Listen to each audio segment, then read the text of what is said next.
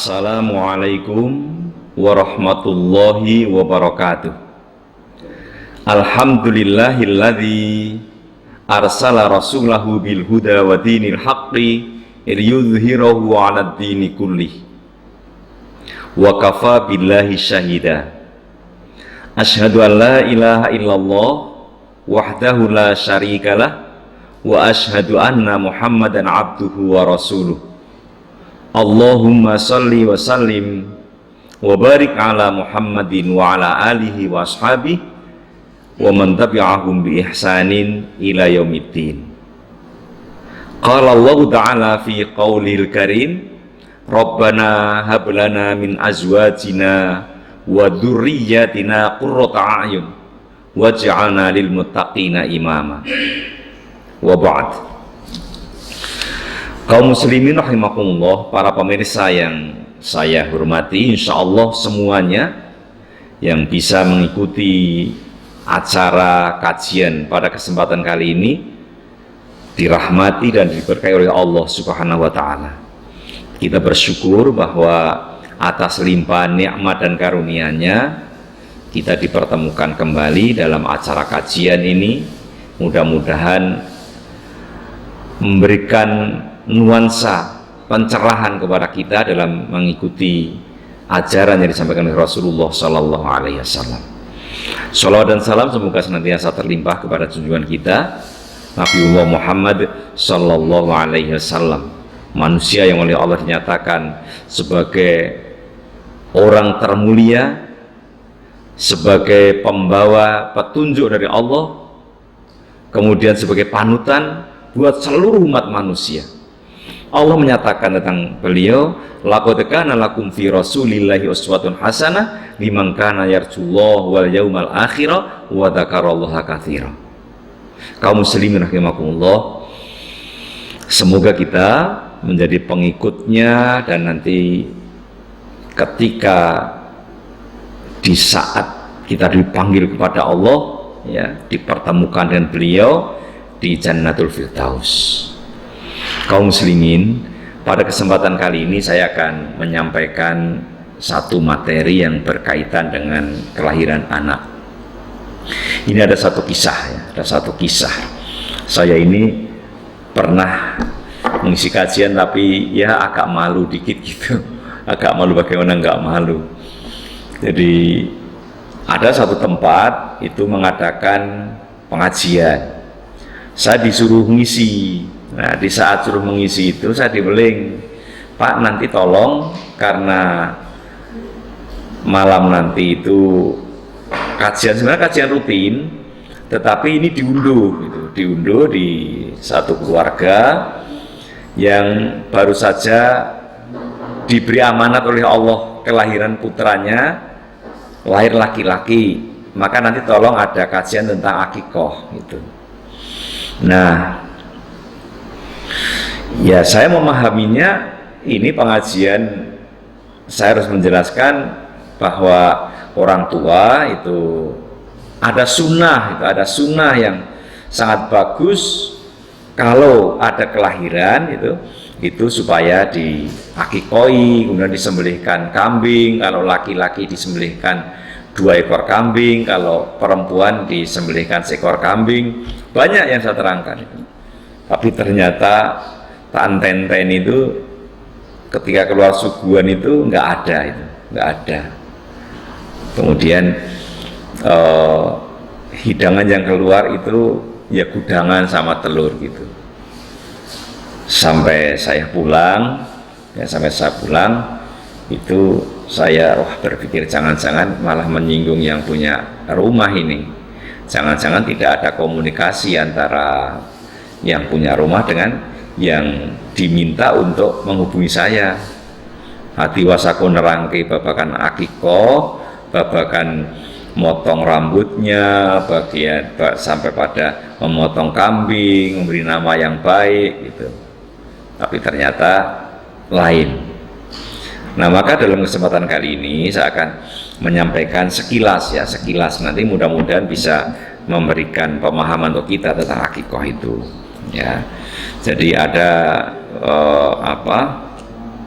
tuntunan sebenarnya.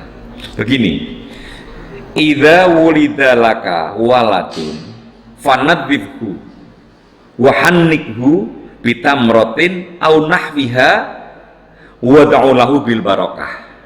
Itu. Kemudian wa'awidhu qailan a'udzu bikalimatillahi tammati min kulli syaiton wa hammatin wa min kulli ainin lammah. Ini yang kedua. Kemudian yang ketiga au nahwa dzalik. Kemudian yang keempat wasammihi bismin hasanin. Yang kelima yauma yuladu. Yang keenam au yauma sabi'ihi. Kemudian yang ketujuh wahlik sya'ra ra'sihi kullahu. Kemudian yang kedelapan wadbah fihi anil gulami syataini mukafiataini wa anil jariyati syatan. Nah, ini sebagai tuntunan praktis gitu ya, tuntunan praktis. Apabila bayimu lahir maka bersihkanlah, lalu usaplah langit-langit mulutnya dengan buah kurma atau sesamanya dan doakan semoga mendapat barokah. Kaum muslimin, pertama, jadi kalau kita berbicara tentang kelahiran ya, itu yang kita lakukan pertama kan bagaimana supaya bayi itu segera tertangani dengan baik, bersih ya. Maka bersihkanlah, artinya dimandikan. Nah, alhamdulillah kita umat Islam ini sesuai dengan fitrahnya, manusia itu mandi ya dengan air gitu. Jadi begitu lahir dimandikan dengan air. Besok kalau kita mati ya dimandikan dengan air. Nah gitu. Maaf ini. Jadi bersihkan. Kemudian kalau kita ini menghadapi kelahiran kan kadang-kadang orang iki bayi orang nangis-nangis toh gitu. Atau aku nangis pol-polan gitu. Ya memang begitulah bayi ya. Maka kalau tidak cepat nangis ya mungkin diduduknya piring atau diceblek gitu. Karena apa? Memang yang berperan pertama kan nanti telinganya itu. Nah, dibersihkan. Kemudian kenapa supaya diberi dengan satu permohonan itu. Permohonan supaya anak itu senantiasa diberi barokah. Ya, karena memang yang namanya anak itu kan investasi.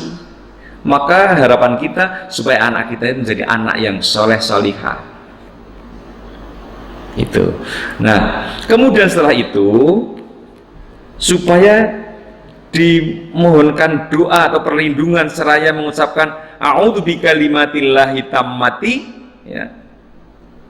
A'udzu bikalimatillahi tammati min kulli syaitan wa hammatin wa min kulli ainil lammah. Jadi kita mohon supaya anak ini dihindarkan oleh Allah dari gangguan setan.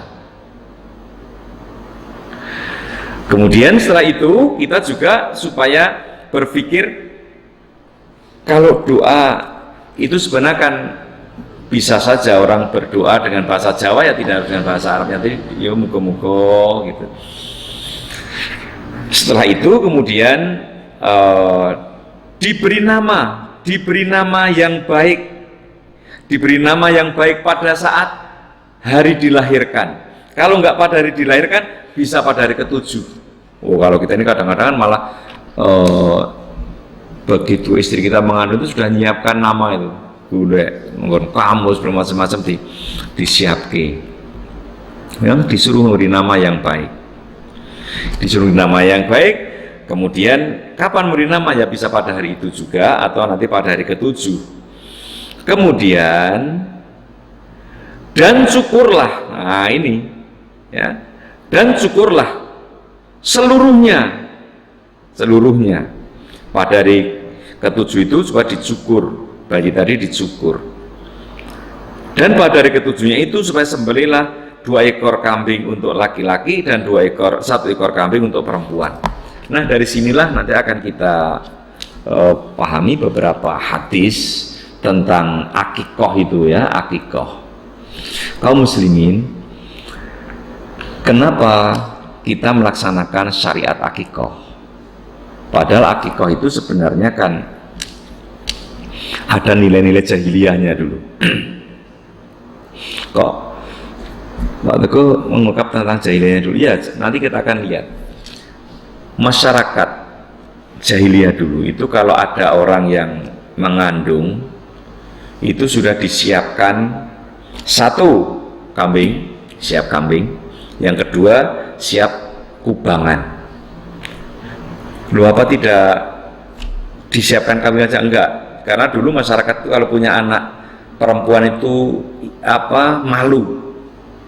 Kalau punya anak laki-laki bangga bukan main itu. Maka nanti kalau lahirnya itu perempuan dibunuh, dimasukkan kuburan hidup-hidup. Kemudian kalau laki-laki wah ceritanya di mana-mana, diajak keliling Ka'bah gitu. Nah, kemudian diadakan pesta menyembelih kambing, ya. Kemudian darahnya ditadai, ya. Itu ada kisah. Jadi orang-orang jahiliyah dulu itu kalau punya anak, kebetulan anak itu laki-laki, ya karena bangganya, maka kemudian tetangga orang itu dikumpulkan semuanya, kemudian diajak pesta. Nah, pestanya pesta yang tidak benar. Nah, nanti kemudian Rasulullah itu meluruskan, tidak kemudian yang salah-salah dibawa. Apa yang salah itu? Nah, ini satu yang perlu kita pahami. Kadang-kadang orang ketika dia punya anak perempuan malu, tapi punya anak laki-laki bangga berlebihan, sehingga kalau ada orang yang pergi ke rumah bersalin, kadang-kadang terjadi gini, tetangga tanya, iya le, bojomu wis ngelahir ke? Alhamdulillah bude, anu sampun lahir dalan apa itu? Alhamdulillah dipun paringi momongan lahir jalan. Wah lanang ya gitu. Jadi wah yang muncul. Tapi begitu ditanya, iya le, bojomu lahir ke? Sampun bude, alhamdulillah pangestu panjenengan sampun lahir. Lah lanang kok itu, pangestu panjenengan lahir putri. Oh wedok toh. Nah, yang lanang keadaannya wah, yang wedok keadaannya wu. Ini sudah pikiran jahiliyah itu. Kalau sudah pikiran jahiliyah, pikiran setan itu, dari setan itu. Kok setan? Ya menganggap rendah kepada perempuan. Sebagaimana iblis menganggap rendah kepada Adam alaihissalam. Ada nggak dalil menerangkan bahwa Adam itu rendah karena dibuat dari tanah? Sementara mereka mengatakan, ya, ana khairu minhu, khalaqtani min nar wa khalaqtahu min tin. Ini, aku lebih bagus daripada dia. Ya Allah, aku lebih bagus ya Allah. Loh, kok begitu? Ya, karena bahasa kita gitu.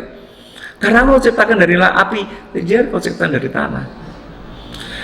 Nah, kalau sudah seperti itu, berarti sudah tidak memperhatikan Allah menciptakan dengan keadaan yang berbeda-beda itu justru menunjukkan kemuliaannya. Laki-laki perempuan Allah pun menyatakan, man 'amila shalihan min dzakarin aw untha wa huwa mu'min falanuhyiyannahu hayatan thayyibah. Ya, betul. Jadi tidak bisa kita ini sing lanang wae sing wedok. Nah, yang tidak pantas lagi untuk dilakukan, yang nanti dihilangkan oleh Nabi SAW, bahwa ketika menyembelih kambing tadi itu darahnya ditadai. Setelah bayi itu dicukur, kemudian kapas itu dicelupkan di darah, kemudian dipoleskan pada kepala yang sudah dicukur itu. Maka Rasulullah SAW enggak seperti itu. Syariatnya tidak seperti itu. Maka oleh Nabi SAW, sebagaimana saya sebutkan tadi, jadi kalau punya anak, ya baik laki maupun perempuan disyukuri, laki perempuan disyukuri, karena itu memang Allah yang memberikan amanah. Kemudian dibersihkan, diresiki, kemudian ditahnik tadi, ya wahanik ditahnik. Kenapa kok kurma? Sebenarnya tidak harus kurma sih, ya. Kalau kita mencari kurma sulit, ya tidak harus kurma. Dulu memang di sana kan memang kurma yang, nah di sini alhamdulillah sekarang sudah banyak itu selai, ya, selai kurma, bagus itu. Loh kenapa kok seperti itu? Iya, usus kita itu tidak sembarang bisa menerima sesuatu yang baru. Jadi kenapa kalau puasa itu supaya dimasuki ketika berbuka itu sesuatu yang manis, kalau bisa Nabi kan ngajari kurma gitu ya, karena unsur-unsur yang terdapat di dalam kurma itu akan bisa memperbaiki, akan menjaga kestabilan pada alat pencernaan kita. Maka bayi yang baru lahir itu, coba bayi lahir itu langsung didublak sambal, kira-kira gimana? Nah, gitu kan? Nah, coba begitu panjenengan punya bayi lahir kecil, kemudian didulang nganggo bubur, ning nganggo sayur lodeh, gitu kan? Maka begitu indahnya Islam ngajari, Rasulullah ngajari ditahnik dengan apa? Dipoles dengan kurma yang dikunyah. Nabi mengunyah, kemudian dipoleskan. Kemudian berkait diberi nama dengan nama yang baik, ya, di Bismin Hasanin pada hari ketujuh, pada hari kelahirannya atau hari ketujuh. Karena apa? Rasulullah Shallallahu Alaihi Wasallam satu ketika itu, ketika ada orang datang kepada Rasulullah kemudian menunjukkan anaknya diberi nama yang tidak bagus, maka oleh Rasulullah diganti nama itu. Maka Nabi pesannya kalau memberi nama anak yang baik. Kenapa begitu? Iya, karena besok di yaumul kiamah kita ini, nama kita akan disambungkan dengan nama orang tua kita, disambungkan dengan nama orang tua kita. Maka jangan sampai punya nama anak itu saya yang ngasih nama, ya. Jadi misalnya bapaknya namanya Yudaka misalnya, gitu kan, atau bapaknya namanya Wida, gitu. Bareng dua anak dijenengke Kampret, dua anak dijenengke Ikra. Jangan, diberi nama yang baik, ya, gitu.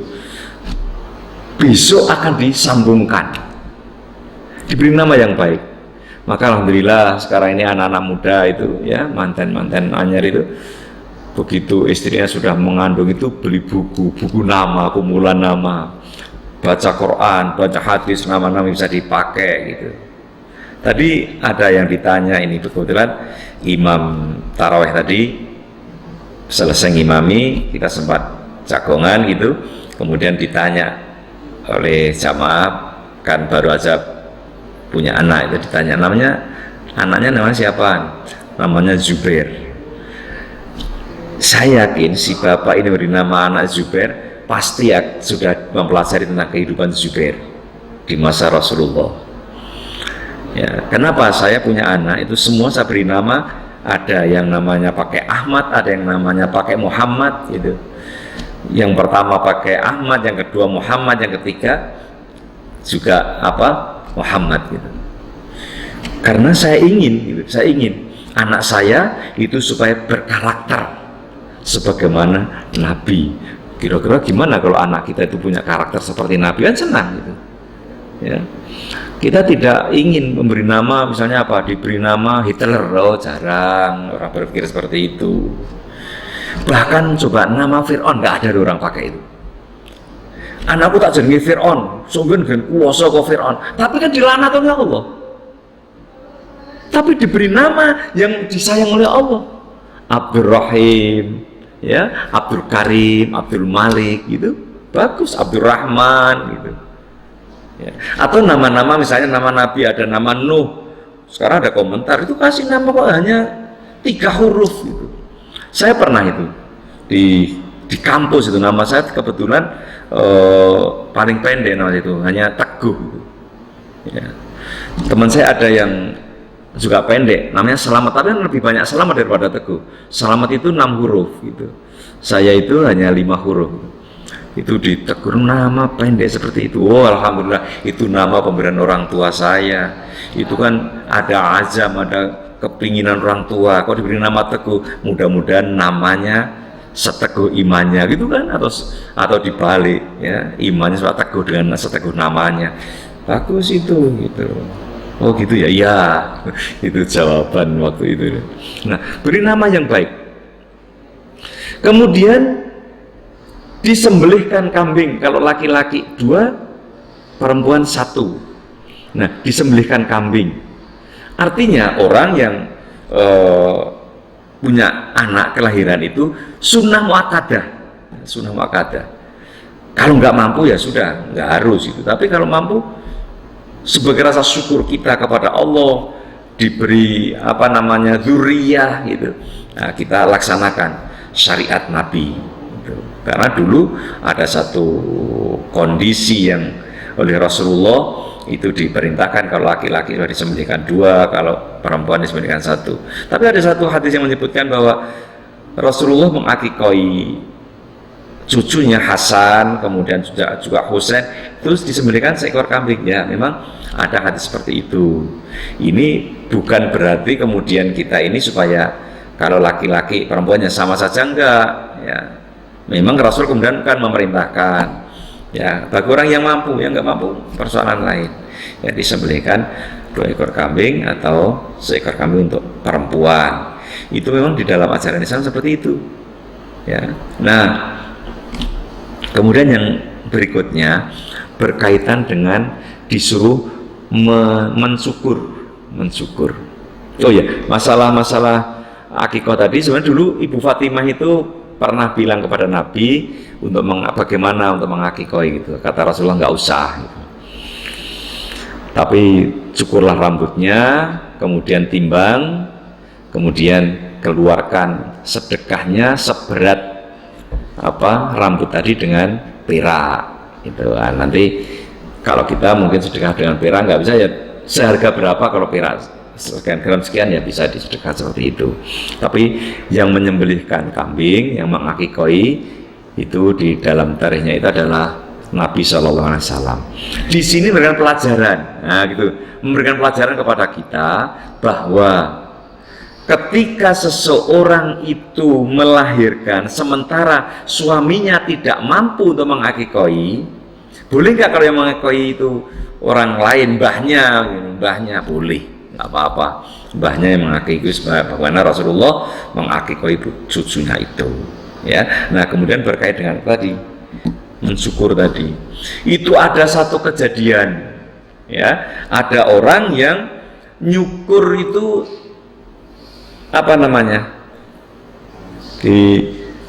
kalau di masyarakat kita di kerupuk anggo batok itu, dipotong batok itu. Sini ditutup, kemudian yang sini dibersihkan. Ketika Rasulullah melihat ada orang yang mencukur anaknya seperti itu dan dicukur sebagian, dibiarkan sebagian, maka benar Rasulullah menegur, cukurlah semuanya atau biarkan semuanya. Jadi jangan sampai dicukur sebagian, dibiarkan sebagian. Lah, sehingga yakin misalnya nanti dicukur yang dari sini, seret gitu, yang sini dicukur, sini tidak. Jangan. Atau dipotong gini. Ya kalau ini, ya jangan. Pokoknya kalau memang dicukur, cukur semuanya. Kalau tidak, ya tidak semuanya. Jangan model dicukur sebagian, terus sebagian yang lain dibiarkan, nanti tidak malah ketok elek.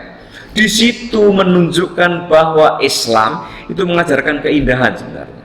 Mengajarkan keindahan, ya. Ini hal-hal yang perlu saya sampaikan berkaitan dengan akikah. Insya Allah nanti saya buka, mungkin ada yang mau bertanya, ya, nanti kita akan bahas tentang akikah. Ada juga yang bertanya itu, tapi nanti dibahas pada pertemuan lain, bahwa bagaimana kalau dulu ketika lahir tidak diakikoi, kemudian kalau sudah dewasa mengakikoi sendiri gimana, nanti kita bahas pada waktu yang akan datang. Mudah-mudahan ada hikmahnya, ya, dan ada kekurangan khilaf, saya mohon maaf yang sebesar-besarnya. Billahi taufiq wal hidayah. Assalamualaikum warahmatullahi wabarakatuh.